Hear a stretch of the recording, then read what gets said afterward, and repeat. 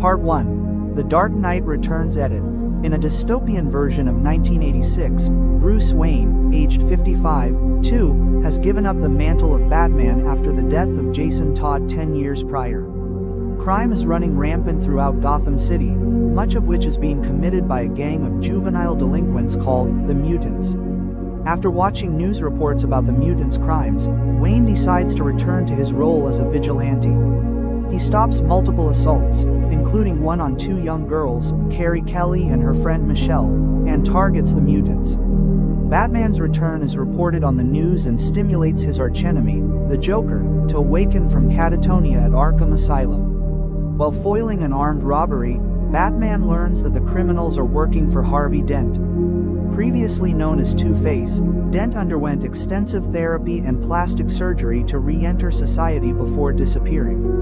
Batman informs close-to-retirement Commissioner James Jim Gordon that Dent may be planning a larger scheme. Soon after, Dent announces his intention to hold Gotham ransom with a bomb. After Batman defeats Dent and his goons, he discovers that Dent's mind has completely warped into his Two-Face persona. Part 2. The Dark Knight Triumphant Edit. At the White House, Superman and President Ronald Reagan discuss Batman's actions, with the latter suggesting he may have to be arrested. At Gotham, Kelly, inspired by Batman, buys an imitation Robin costume and searches for him. Batman attacks the mutants at the city dump with the Batmobile, but the mutant leader goads him into a hand-to-hand fight. Batman, due to his age and a decade of physical inactivity, is almost beaten to death. Kelly creates a diversion that allows her and Batman to return to the Batcave, where Wayne's butler Alfred Pennyworth tends to his wounds. Impressed with her bravery, Wayne decides to make Kelly his new protege. Batman strategically defeats the mutant leader in a fight surrounded by the mutants.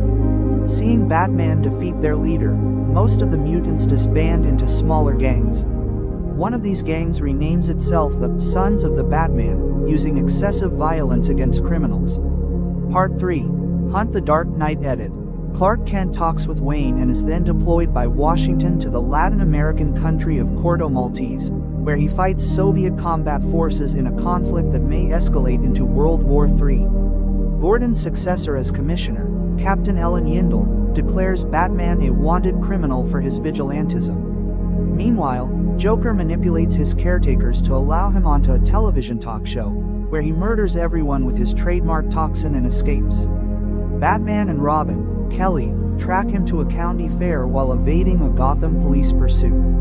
Batman fights Joker, vowing to stop him permanently, feeling responsible for every murder the villain has committed. Batman paralyzes Joker but is unable to take his life. Disappointed with Batman's refusal to kill him, Joker breaks his own neck and dies. Part 4. The Dark Knight Falls Edit. A citywide manhunt for Batman begins. Elsewhere, Superman diverts a Soviet nuclear warhead which detonates in a desert, nearly killing him in the process, and survives only by absorbing the sun's energy from the plants in a nearby jungle. The United States is hit by an electromagnetic pulse as a result and descends into chaos during the following blackout. In Gotham, Batman and Robin turn the remaining mutants and Sons of the Batman into a non-lethal vigilante gang, making Gotham the safest city in the country. The US government orders Superman to take Batman into custody.